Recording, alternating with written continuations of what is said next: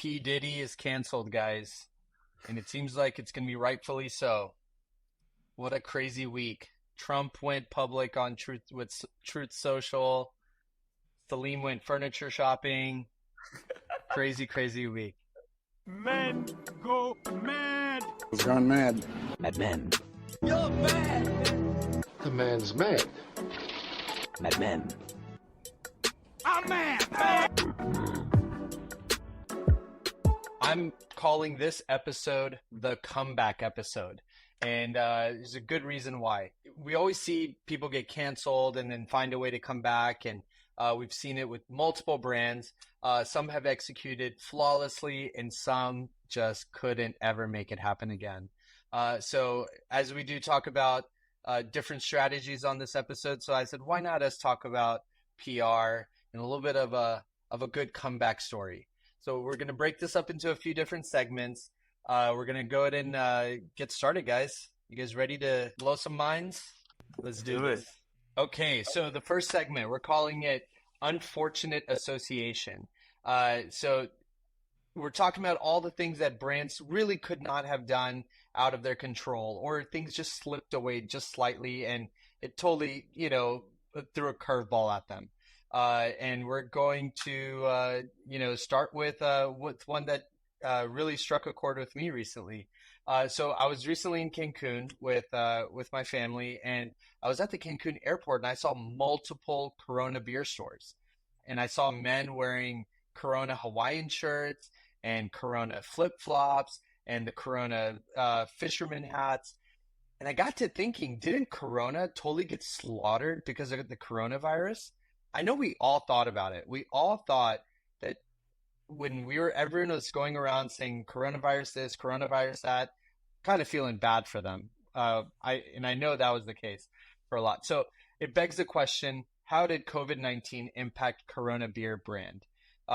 Surprisingly, Corona sailed through the pandemic without a hitch.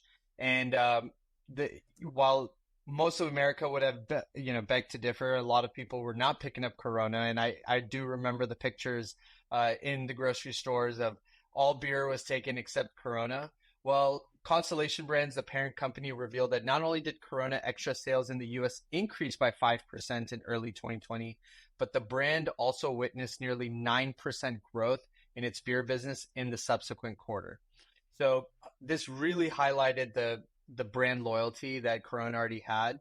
I think Find Your Beach just was like the ultimate mantra, right? When you're stuck at home.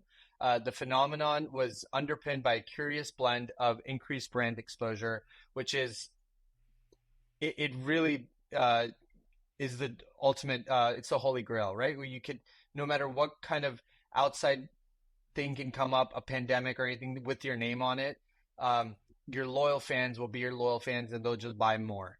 And it really begs the question, is like people saying coronavirus more, is that planting a seed for corona in your head? So it really, psychologists and have all talked about this too, is that sometimes even negative press is good press. And this could probably apply here. So I love this story. I love that Corona made it through this time. Now everyone does talk about it just as COVID. It's not even coronavirus anymore. It's just the vid or COVID. But, what do you guys think of this story? I think it also has to do a lot with like the culture of that, what it was of coronavirus, right? I think people were like kind of hanging out, chilling. Like it was like, hey, we're chilling, so let's go have a beer. Like it's different, right? We know the other way we look at it was like, the Zika virus, and there was a brand called Zika, and you can't even hear that brand anymore because they just disappeared because of the Zika virus, because it was so deadly and so intense. Like people were intense about it. Versus at Corona, the majority of the world was just chilling at home having a Corona beer. Pandemic it was, and the disease it was, versus the other route. So yeah, it worked out well for them. Yeah, it almost seemed like people were making fun of Corona for being named after this virus, or vice versa. But I guess people didn't stop buying it. I think it was just something funny that people got to point to, but it didn't seem to strike any fear. As though, bring on the Corona. On the topic of unfortunate associations, this reminds me of the Sierra Mist Starry rebrand. Y'all remember that story? So if you remember back 2023, Sierra Mist got rebranded as Starry, which is their new current drink, and they're like the official NBA sponsor. Rumor has it, the way the story goes is that there was a lady on TikTok named Sierra Miss, and that was her, that was her nickname, and that was her handle, and she posted a lot of risky flight attendant behavior online and has millions of followers. And so one day she got a cease and desist order from PepsiCo, and PepsiCo basically said, "Hey, stop using her name." Well, turns out when her lawyer did the research, found out that the copyright was not renewed by PepsiCo, and she was able to acquire this. Now, again, this is all hearsay, but the real reason why Sierra Mist got rebranded to Starry was because of this lady who had the name, and then it was able to get the copyright trademark before PepsiCo could renew it, which was a little insane to me, but I think that's what caused them to do the millions of dollars of rebrand and call it Starry and spend the double amount of money to make sure that name gets squashed from what is Sierra Mist. You heard of that, guys? That's crazy. That's an expensive mistake. How much I've seen Starry everywhere around the NBA, like you mentioned. Like, man, they really trying to bury that Sierra Mist name. Yeah, see, I honestly, until you, I knew of the rebrand and I just never understood it, but now it makes total sense that all of this happened. But yeah, I think perfectly said, Samir. Expensive mistake. It's a little bit of an older one, probably none of our in our generation at all, but there was a appetite suppressant candy called AIDS. That's right. AIDS. AIDS. And it was successful for decades. I mean, the brand was born in 1937. There was a lot of Hollywood celebrities that endorsed it over the years, and it peaked in its popularity in 1970. AIDS was available in chocolate mint, butterscotch, and caramel flavors. The active ingredient was benzocaine, aka Oragel. It was literally numbing your mouth so that you couldn't taste anything, and that was the appetite suppressant. And they had a slogan called, "Why take diet pills when you can enjoy AIDS?" Well, by mid-1980s, public awareness of the disease AIDS brought a lot of unwanted attention to the brand, as you can imagine. And the fact that AIDS disease caused immense weight loss in its patients. In 1985, sales had actually increased as a result of that connection. Going back to that Corona situation, it seems like. And then in 1986, an executive at the company quoted, "The product has been around for 45 years. Let the disease change its name." So naturally, by 1988, sales had dropped 50% due to the publicity around the disease. They tried to rebrand it to AIDS Slim or Diet AIDS, but it did not stop the eventual phasing out of the product. So my lesson that I've learned from this is love your brand, but be honest with yourself about what is happening around you and what people think about your brand. In the 1980s, 82,000 people had contracted AIDS and 46,000 had died. And it's unfortunate that the business leadership of AIDS Candy failed to give any sort of acknowledgement of a real thing, of a real crisis that was happening, and that their brand name was being compromised. And sure enough, product went away. So no bounce back here, just a pure nosedive. Can we just talk about how on brand it was, though? Like, it was like the similarities are so on brand, like everything flavored to give them credit when credit's due. But no, you're sometimes what happens in a lot of these companies is ego gets in the way, right? And they think they're unbeatable. That people don't have a voice, and man, don't challenge the people. Don't challenge the people, or you'll get a January 6th or something in the middle of it. That's hilarious. I mean, this whole AIDS thing is like, this really leads really well into the next segment, which is how some celebrities or brands who did make a successful comeback after some unfortunate situations. I'm going to go ahead and start. I'm going to be talking about Tylenol. So way before my time, I guess not that long before Salim's, but in 1982, Tylenol faced a crisis when 7 people died after taking cyanide-laced capsules. Despite the scary outcome, today, millions of Americans still reach for Tylenol for their aches and pains. So what did Tylenol do to make this comeback? I mean, death is pretty up there when it comes to a crisis. Well, Johnson & Johnson, parent company of Tylenol, took a swift response. They did a nationwide recall and they introduced tamper-proof packaging. So, you know how you have to press the two sides and open the bottle? That started because of this. This restored the public trust. And surprisingly, they didn't have to change the name. They didn't have to do any of that. This really has become a case study in how crises should be managed. And it's talked about in every business class across the country now. So I thought this was an amazing comeback story for Tylenol. I know, Salim, you got a cool one.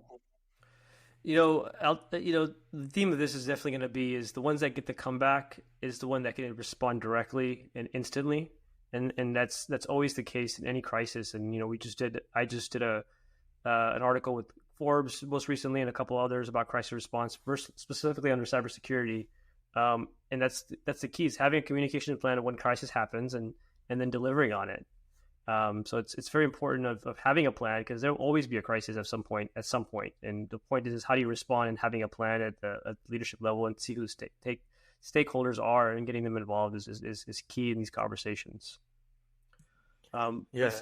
It seemed like a learning for the entire category with changing out the lids and making them more secure. Like I think every brand was trying to avoid that type of risk moving forward. So it's a good thing for the category, good thing for everybody who ends up kind of playing a little bit of risk when it comes to pills and medication and vitamins and adding that level of security. It was a learning for everybody, not even just for Tylenol. So I'll take us into the next brand comeback. In 2009, a video broke the internet of two Domino's employees in North Carolina filming themselves contaminating food with cheese, mucus, and a sponge. This is the lesson in crisis communication. The first thing they did, Domino's did was put this under wraps. They were trying to keep it quiet, and clearly they didn't understand how viral this went. And then finally, they realized that, hey, look, we got to address this head first. And Patrick Doyle, the U.S. president at the time, basically said, hey, guys, we messed up, and there's a lot of things wrong with Domino's, and we're going to fix this. If you remember correctly, this is the time where they started playing the campaign called Our Pizza Sucks. And there was a huge campaign that they launched about rebranding, revisiting their whole formula and everything. And this was kind of a wake-up call for Domino's to say, hey, look, we need to revisit everything, not just the way the customer experience is at the store level, what our employees are doing, but our product, our formula. Like we're going to fix this. And it literally transformed their business. Right around when this happened, prior to that, they were probably at a static $1.5 billion across the globe, and now they're somewhere near $4.5 billion. And I had a chance to talk to the CTO of Domino's a few years back, and he told me that, hey, look, we transformed from a pizza company, a restaurant pizza company, to a technology company, and we just happen to serve pizza. That's kind of what we do here. 2009, news of his extramarital affair broke out to the public. And then he was involved in a car accident outside of his home that led to intense media scrutiny. People were ready to make him an enemy. Then that February, Tiger publicly apologized for his action, admitted to infidelity, and then announced to the world that he is taking an indefinite break from golf to focus on himself and his family. Then for the next 7 years, Tiger has dealt with injuries and surgeries on his back, and then his personal controversies were starting to fade. But it still impacted his performance and ranking. And then 2018, Tiger showed signs of his old form, won the Tour Championship, which was signaling a remarkable comeback. 2019, won the Masters, his first major championship win in 11 years.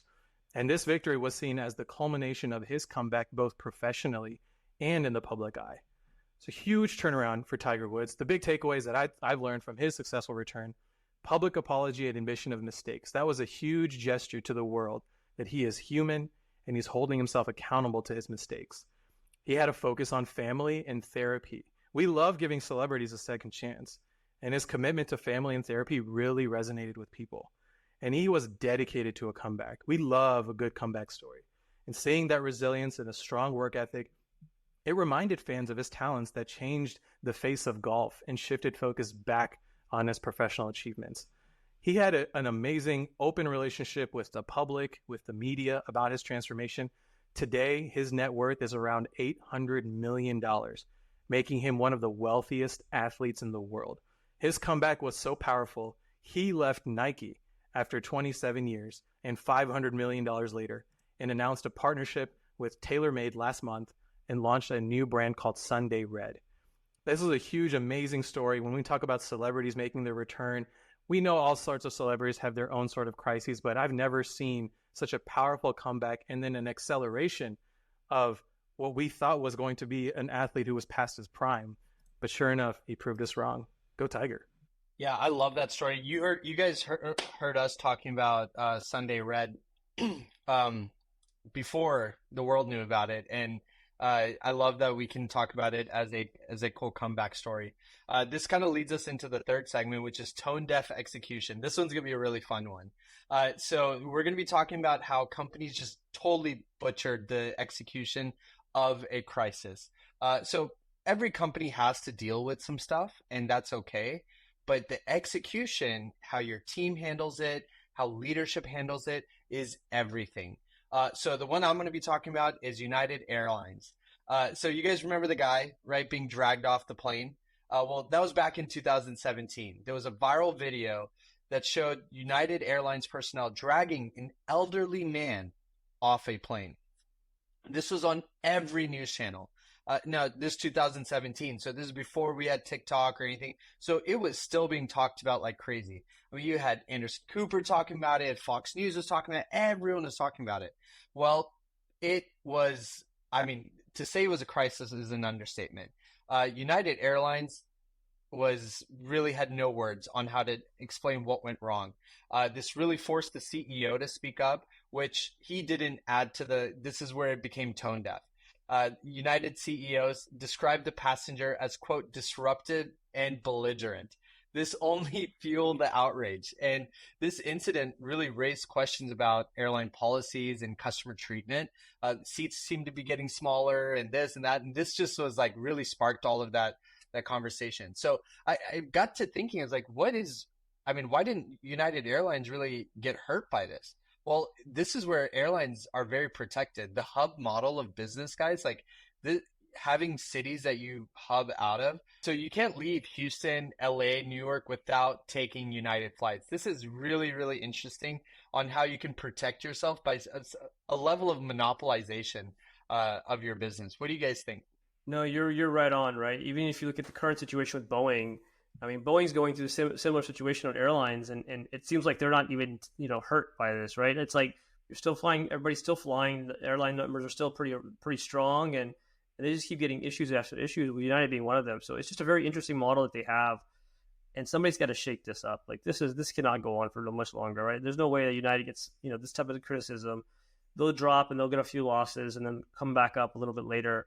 It's just a really messed up model today, but it is currently the situation. Like I don't have many choices, and now when you're looking at business travel, like, hey, you want loyalty, right? You want to be a loyalist to one specific airlines because of the perks, and you get sucked into it. You're just stuck. I don't take anything else but United Airlines. Travel experience. We hear all these stuff about Spirit Airlines and their strict baggage fees and their whole thing, and calling out their gate attendants for being unreasonable. Like people just have a low tolerance for travel mishaps, and they're really loud about it. So brands have to be very careful. So there's no way we can talk about tone deaf execution and not talk about Balenciaga. If anybody remembers, back in 2022, Balenciaga had two big ad campaigns. One was the gift collection campaign, where they had a holiday campaign with children holding teddy bears and handbags that were outfitted in bondage gear. And social media just erupted. And then to add to the fire, there was a Grade Rope campaign where they had these ads in these office buildings, and they had court documents of child pornography cases all over the place. And it did not help their situation. And from a numbers standpoint, guys, I can't even find the numbers for Balenciaga anymore. About 2020, they were about 826 million euros. 2021, they were 1.1 billion. And if you look at just the Kering reports, because Kering owns Balenciaga and Louis Vuitton, Saint Laurent and Bottega Veneta, they don't even report them separately anymore. They just report them as part of other houses, and it's somewhere in like 3 million or less as a group of houses. So like that's a massive hit on a brand that was totally tone deaf, didn't know how to respond. They didn't respond at all. They were just kind of like letting it kind of, they did hey, we'll make a public apology, but it was very, very authentic. It just kept on going on deaf ears, and they just kept going and moving on, and hoping that it would just go away, and clearly has not gone away. Yeah, it just seems like part of Balenciaga's brand is to be controversial, and I just don't think that's something that's going to get them very far. And clearly, Selena showed that the numbers don't add up. I got one for Pepsi and an ad that they wish people forgot about with Kendall Jenner. You remember that? 2017. It was an ad that featured a vague multicultural protest march, and then Kendall Jenner appears out of nowhere, hands a can of Pepsi to a police officer, and seemingly resolved the tension between protesters and law enforcement. This was at the peak of Black Lives Matter movement and protest. It trivialized the seriousness of social justice protests and movements. It misrepresented the dynamics of a protest, and it was an appropriation of activism just to sell a product. The ad was pulled within 24 hours of its release, and it still created so much chaos. And since, of course, Pepsi apologized publicly, they tried to dial it back, but what have we learned from this? Respect the gravity of social issues. You risk yourself being seen as insincere and downright insensitive if you choose to play in the social issues space. Number 2, test your ad and test it with a diverse focus group. This is now a very common practice in the ad agency world, is to test your advertising. I don't know what testing they did for that, or whether they blatantly skipped it and just decided to run with it, but that was a huge mistake. And the brief sucked. Any brief that uses division and unrest as an insight is setting up the creative to fail, because there's not something there creatively that people can get excited about, that you just tend to dial it back into some of the stereotypical things that people think about but don't want to see, and it becomes very insincere and insensitive. So huge fall of execution. They're very tone deaf. I think Pepsi has learned since then to do something like that again, and honestly, they taught the advertising world a really big lesson with that one. This Pepsi ad was talked about forever, and I remember seeing it live, and I was like, something feels off about this. Like why is Kendall Jenner the hero of all of this, right? And it this goes right into our next segment, which is ideas to give brands and celebrities to make a comeback. So the person I'm picking is Colin Kaepernick, which goes right in line, going from Kendall Jenner to our boy Kaepernick. So back in 2016, NFL quarterback Colin Kaepernick polarized NFL fans by kneeling during the national anthem. He did this to protest racial injustice and police brutality. This really started to spark a national debate on these issues. But the actions kind of led to mixed reactions from the public, the coaches, the key people that would keep him employed in the NFL. So this really impacted his NFL career, and he's made it very clear that he wants to come back to the NFL. So a key thing to note, though, is that you would think that he would lose endorsement deals, right, guys? So, like, he actually didn't. His relationship with Nike got stronger, and I think Nike recognized that the public wants to talk about racial injustice, and why not strengthen their relationship with Colin Kaepernick? So my idea for Colin Kaepernick, and may not be a very bright one, is to start commentating, right? And you may not be hired by a network, but there's other platforms now. You can go to Barstool, or you can go to so many other platforms and get your name out there again. And then you could also start to do some other fun content on the side. Dude Perfect, various other platforms. Dude Perfect would actually be a really good fit because of their very Southern style, and then being them kind of doing some fun videos with Colin. So I think Kaepernick, while he was a very talented QB, he got the really short end of the stick. I think this became very normal to talk about in 2020. He was just way too early to the party, and he paid for it, which is unfortunate. Yeah, that's a fun idea. I think Colin Kaepernick goes to announcing, commentating, he's pretty much hanging up the cleats. So let's see if he's ready for that. I'll take us into the next idea for a potential comeback. Will Smith, the slap heard around the world. Well, he's coming out with his new Bad Boys movie. If you haven't seen the trailer with Martin Lawrence, looks like it's going to be pretty good. Seems like it's his big comeback after post-slap. I'm going to be honest, for him and how he had kind of tarnished a little bit of his kind of good guy reputation, I feel like if he just pokes fun at the matter in the movie, I'm calling it now. Haven't seen the movie, haven't seen any indication of this, but I think he's going to make fun of Will Smith slapping someone in the movie, and it's going to kind of put everything to bed. But if I had to think of some sort of marketing brand partnership to where Will Smith could have a little bit of a comeback, Gold Bond, the hand lotion. Come on, the hands that heal, not hurt. It just seems so natural, right? I mean, like, for a guy who slapped someone on stage, just kind of soften the blow a little bit with those moisture hands. I don't know. I think there's something there. Dude, that's the billion-dollar idea right there for any hand lotion company. We're CeraVe or whoever this is, Johnson and Johnson. Take that and run with it. So the one that I'll talk about is Bud Light. If y'all remember, Bud Light had that incident with the in 2023 with the LGBT community when they in general they had an issue when they sponsored an event with or a contest with Dylan, a transgender influencer, and he got major backlash by the community of LGBT and its audience. And then they were trying to be, the main idea was that they were trying to be unauthentic, right? They weren't authentic to that brand.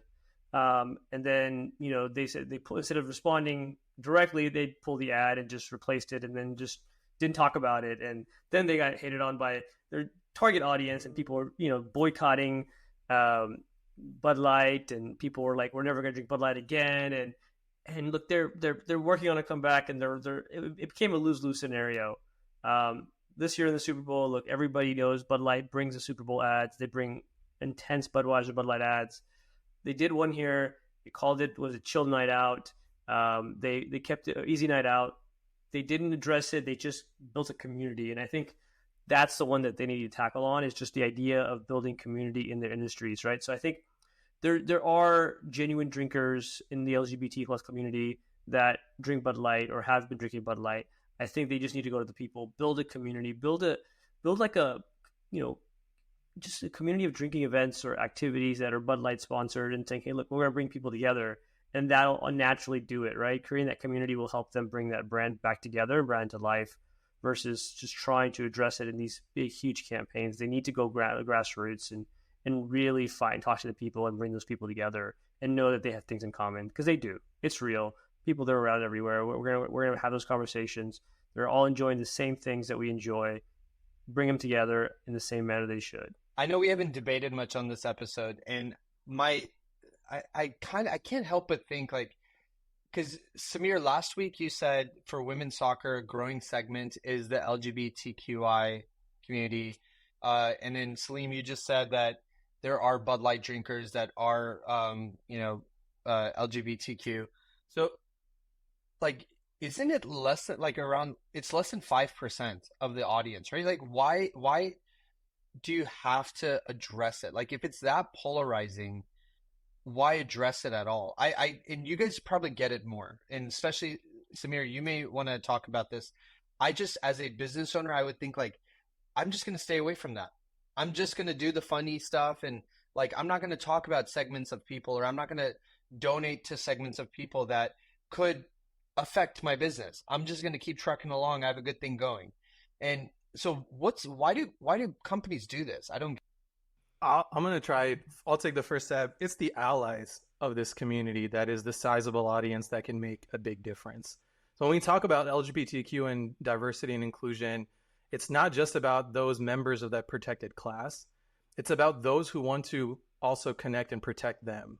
And I think that's when the circle of influence around the LGBTQ community get even bigger. And that's where I think brands start seeing it as an opportunity, because if they show allyship with this sense that these members, then they will also extend that type of favoritism towards the allies of that community. And same thing happens with vice versa. If you piss off that community, you're going to piss off those allies. And I think that's kind of what happened with Bud Light. Like, it's, and I agree with Samir, right? But I kind of feel what you're saying, Adil. I think the idea is very much just like, hey, look, this is a market that we shouldn't even address.